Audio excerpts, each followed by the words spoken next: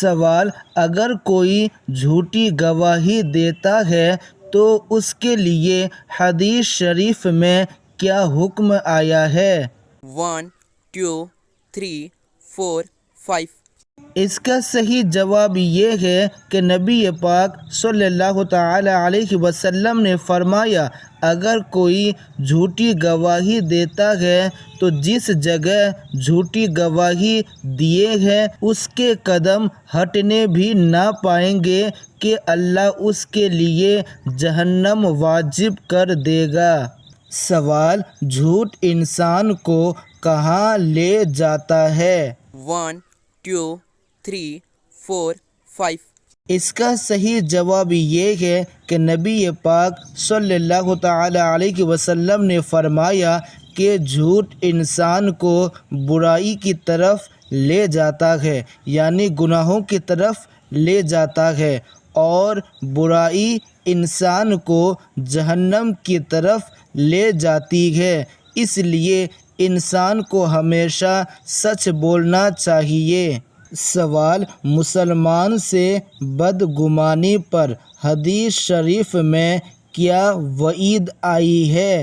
1 2 3 4 5 اس کا صحیح جواب یہ ہے کہ نبی پاک صلی اللہ تعالی علیہ وسلم نے ارشاد فرمایا، جس نے اپنے مسلمان بھائی سے برا گمان رکھا، بے شک اس نے اپنے رب سے برا گمان رکھا۔ یعنی اگر آپ کسی کے بارے میں بدگمانی اپنے دل میں رکھتے ہیں تو گویا یہ ایسا ہے کہ آپ اپنے رب کے بارے میں بدگمانی رکھیں۔ اس لیے کسی انسان کے بارے میں بدگمانی نہیں رکھنا چاہیے۔ سوال: بدگمانی کا شرعی حکم کیا ہے؟ کیا بدگمانی جائز ہے یا پھر جائز نہیں ہے؟ 1 2 3 4 5 اس کا صحیح جواب یہ ہے کہ مسلمان کے ساتھ بدگمانی حرام ہے۔ یعنی اگر کوئی کسی مسلمان کے بارے میں بدگمانی رکھتے ہیں تو وہ حرام ہے، بہت بڑا گناہ ہے۔ سوال: جھوٹ بولنے سے انسان پر کیا اثر پڑتا ہے؟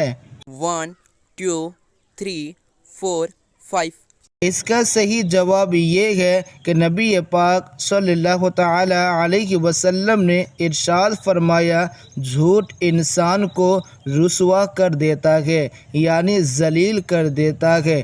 اس لیے انسان کو جھوٹ کبھی نہیں بولنا چاہیے۔ سوال: کیا آپ کو معلوم ہے کہ اللہ تعالیٰ نے کس فرشتے کو پانی برسانے کا کام سونپا ہے؟